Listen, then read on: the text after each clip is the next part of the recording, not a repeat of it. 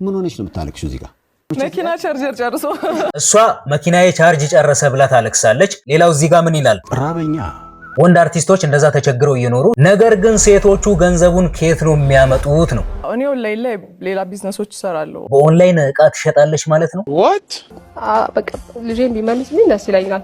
ግን ልጅ ማደግ ያለበት ጥሩ ፍቅር ከሚሰጠው ጋር ነው ወይንስ ጥሩ ገቢ ካለው ሰው ጋር ነው? በእንደዚህ አይነት ሁኔታ ልጅ ከእናት ጋር ነው መሆን ያለበት ወይንስ ከአባት ጋር ነው መሆን ያለበት? በኢትዮጵያ የኪነ ጥበብ ኢንዱስትሪ ውስጥ በጣም ተወዳጅ ከሆኑ ተዋናያን መካከል ይሄ ሰው ወይንም ዳኒ ጢሞ አንዱ ነው። ዳኒ ጢሞ በተለይ ልጄስ በሚለው ተከታታይ ድራማ ላይ ባሳየው ድንቅ የትወና ብቃቱ ብዙዎቻችን እንወደዋለን። እና ዳኒ ጢሞ ባለፈው ሳምንት ሰይፉ ሾው ላይ እንግዳ ሆኖ ቀርቦ ነበር እና ሰይፉ እሱን ከጠየቀው ጥያቄ መሃል አንዱ ከኪነ ጥበብ ኢንዱስትሪ ላይ ትንሽ ራቅ ብለሃልና ምክንያቱ ምንድነው ብሎ ጠይቆ ነበር እና ዳኒ የሰጠው ምላሽ ራበኛ።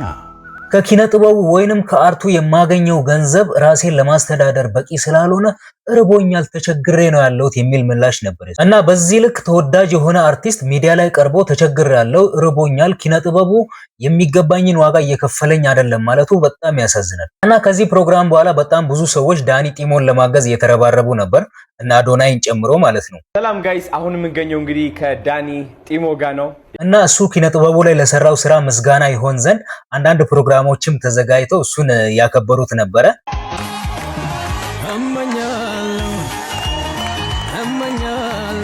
እና የሙያ አጋሩ ወይንም የሙያ ባልደረባው ከሆነው ከአማኑኤል ሀብታሙ እጅም የክብር የዋንጫ ሽልማትም ተሰጥቶታል። ይሄ በጣም የሚበረታታና ይበል የሚያሰኝ ነገር ቢሆንም ግን አንድ ሰው ተቸግሬያለሁ ብሎ ሚዲያ ላይ እስኪወጣ መጠበቅ የለበትም። እና እኔ እዚህ ጋር ምን ማንሳት ፈለኩ ይመስላችሁ? እቺ ልጅ ታቋታላችሁ አይደለ? ብሩክታይት ሽመልስ፣ እሷም ተዋናይ ነች። እና ዳኒ ጢሞ ሰይፉ ሾው ላይ በቀረበ በሳምንቱ እሷም ሰይፉ ሾው ላይ ቀርባ ነበረ። ታዲያ እሷና ሌሎች ሴት አርቲስቶቻችን እየኖሩት ያሉት ህይወትና ወንድ አርቲስቶች እየኖሩት ያሉት ህይወት በፍጹም የማይገናኝ ነው። ምን ሆነሽ ነው የምታለቅሽው እዚህ ጋር?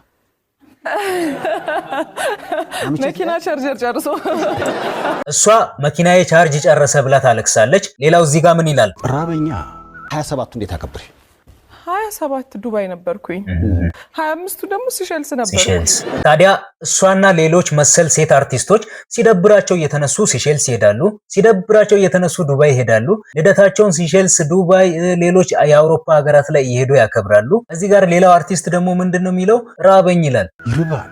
ግን ሁሉም የሚጠሩት በአንድ ስም ነው። ሁሉም ተዋናይ ተብሎ ይጠራሉ። እና እዚህ ጋር የኔ ጥያቄ ምንድነው? የአርት ኢንዱስትሪው ለሴቶች ያደላ ነው? ለሴቶች የተለየ ክፍያ ይከፈላል ወይስ ምንድነው የተለየ ነገሩ? ወንድ አርቲስቶች እንደዛ ተቸግረው እየኖሩ አንዳንድ ሴት አርቲስቶች ደግሞ ጸጉራቸውን ለመሰራት ወደ ዱባይ የሚሄዱ፣ ጥፍራቸውን ለመሰራት ወደ ሌሎች አውሮፓ ሀገራት ሄደው የሚመለሱ አሉ። ይሁን ሴት አርቲስቶች ጥሩ ኑሮ መኖራቸው ጥሩ ነው። ነገር ግን ሴቶቹ ገንዘቡን ከየት ነው የሚያመጡት ነው። እና ሰይፉ ፋንታውን ይሄን ጥያቄ ለብሩክታይት ሽመልስ አቅርቦ ነበር።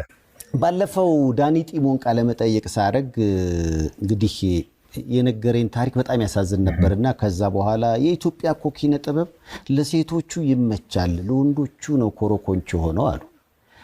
ምንድነው ሚስጥሩ? አሁን ፈታ እያልሽ እየኖርሽ ነው። እና ብሩክታይት ምን አለች? ያው እኔ ኦንላይን ላይ ሌላ ቢዝነሶች እሰራለሁ። ኦንላይን ቢዝነሶች ምክንያቱም የሆነ ሁለት ሶስት ነገር እየሰራ ካልሆነ በአንድ ነገር መኖር አትችልም። ስፔሻሊ በአርቱ ብቻ መኖር ከባድ ነው። ያው እና ኦንላይን ቢዝነስ እሰራለሁ ሌላ የገቢ ምንጭ የለኝም ነው የምትለው። ምን አይነት የኦንላይን ቢዝነስ ነው የምትሰራው? በኦንላይን እቃ ትሸጣለች ማለት ነው? what ያው እኔ ኦንላይን ላይ ሌላ ቢዝነሶች እሰራለሁ። ኦንላይን ስራዎችን እንሰራለን ይላሉ፣ ግን ምን አይነት ኦንላይን ስራ እንደሆነ ግልጽ አይደለም። ግን ይመቻችሁ። እስኪ እናንተ ተመልካቾች በዚህ ጉዳይ ላይ ያላችሁን አስተያየት ኮሜንት ላይ ጻፉልኝ። ሌላኛው ጉዳይ እንግዲህ በጆሲና በሶሲ መሃል የተነሳው ጉዳይ ነው። እንግዲህ ጆሲ ማለት ዮሴፍ ገብሬ ወይንም ጆሲ ኢን ዘ ሃውስ በሚለው ሙዚቃ የምናውቀው ድምጻዊ ነው። ታዲያ ጆሲና የጆሲ የልጁ እናት ወይንም ሶሲ የምትባለዋ አንድ ላይ አይኖሩም፣ ግን ልጃቸው ከጆሲ ጋር ነው የሚኖረው። እና የልጁ እናት ሚዲያ ላይ ቀርባ ልጁ ከኔ ጋር ነው መኖር ያለበት፣ ከጆሲ ጋር መኖሩ አግባብ አይደለም የሚል ነገር ነው ያነሳችው። ማለት የተላመድ ነው አለ ከልጄ ጋር በቃ ልጄን ቢመልስልኝ ደስ ይለኛል። ከኔ ጋር ቢኖር ቢሆን ነው ማለት ኦሬዲ አሁን ህግ ስለያዘው ይሄ ቃል ላይ የሚባልም ላይሆን ይችላል። የምናገረው ቃል የሚመጥል ህግ ላይሆን ይችላል። ኦሬዲ ስለተወሰነ ማለት ነው። ግን በህግኛ ሳይሆን በእናትነትኛ ሳይሆን በቃ ሰላሜን ያጣሁት ሰላምና ማለት እረፍት አጥቻለሁ። ውስጤ ናፍቆት አለ። ልጄ ቢመጣና ነድሯችን ስቀን አብረን ብንኖር ደስ ይለኛል። የልጄም ደስታ ባይ ምክንያቱም በኔ ጥፋት እሷንም የጎዳዋት ያክል የተሰማኝና በቃ እንደ ድሯችን ከልጆቼ ጋር በቃ ደስታ የሚመለስልኝ ምኞቴ ይሄ ነው። እናት ሲኮን ከልጅ ተለይቶ መኖር ምን ያክል ከባድ እንደሆነ ግልጽ ነው። በተለይ ደግሞ ልጇ ከሷ ጋር እንዳይሆን የተደረገበት ምክንያት መኝታ ቤት ይግሉ አለ፣ እሷ ጋር ደግሞ የግሉ መኝታ ቤት የለም። በገቢ እሱ ይበልጣታል፣ በገቢ የሷ ዝቅተኛ ነው የሚል ውሳኔ እናትን የሚያክል ነገር ምጡ በራሱ እኮ እነዚህን ቃላት አይገልጻቸውም። ባይተው ማልቀስ አልፈልግም ዛሬ ግን እንደዚህ ቃል ሲነሱ ሁሌ ይሰቡኛል፣ ልቤን ነው የሚያደሙት። እናትነት ከዛ በላይ ነው፣ አባትነት ከዛ በላይ ነው። አሁን በጣም የተመቻቸ ህይወት ኖሮኝ ነው አንተ የለህም ብዬ አይደለም። አባት ከዛ በላይ ነው፣ ከቁስ በላይ ነው አባት። ደግና እናት ተብዬ መሸለም ያለብኝ እናት ነኝ። ምክንያቱም ብቻዬን ነው ልጆቼን አሳደግኳቸው።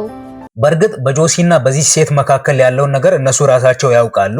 ነገር ግን እሷ ካነሳችው ነጥብ አንፃር ልጇ ከእሷ ጋር እንዳይሆን የተደረገው እሷ ጥሩ ገቢ ስለሌላት ጥሩ መኝታ ላይ ልጇን ማሳደር ስለማትችል ተብሎ ነው የሚል ነው። ግን ልጅ ማደግ ያለበት ጥሩ ፍቅር ከሚሰጠው ጋር ነው ወይንስ ጥሩ ገቢ ካለው ሰው ጋር ነው? በእንደዚህ አይነት ሁኔታ ልጅ ከእናት ጋር ነው መሆን ያለበት ወይንስ ከአባት ጋር ነው መሆን ያለበት?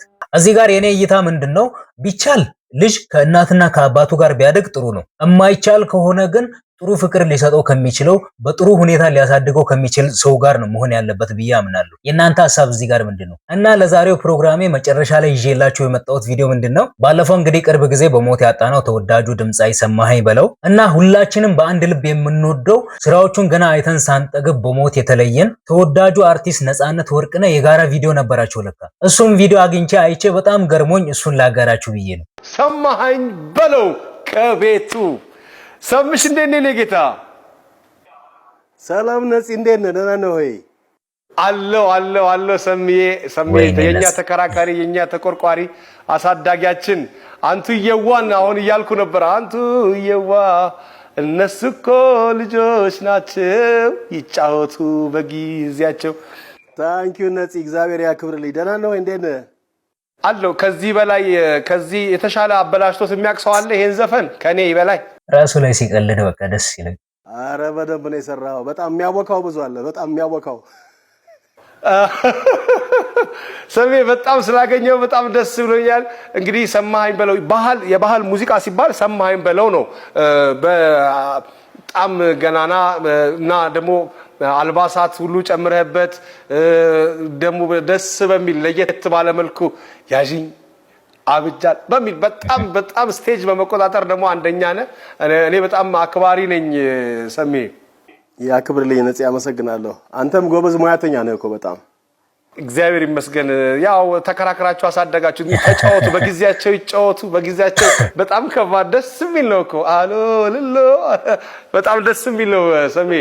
በጣም አንተ በጣም ባለውለታ ነህ በእውነት ለባህል ሙዚቃ ትልቅ ባለውለታ ነህ። እንደገና ደግሞ ከታች ጀምሮ ነው እየለፋችሁ የመጣችሁት አይደለም? እውነት ነው። ብዙ ደክመናል።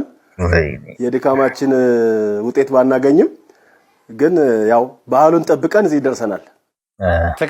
ትክክል። የደከምክበት ደሃ ጉልበቱን አይቆጥርም ነው የሚባለው እኛ ሀገር። ያው ማድረሱ ነው። እንደገና ደግሞ አሁን በብዛት ከአበሻ በተጨማሪ ፈረንጆች በደንብ ነው የሚያውቁ። በጣም ደስ ይላል ሰሜ።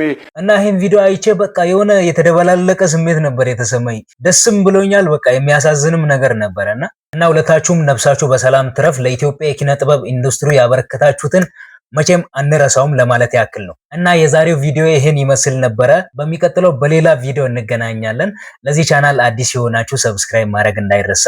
እወዳችኋለሁ። መልካም ቀን።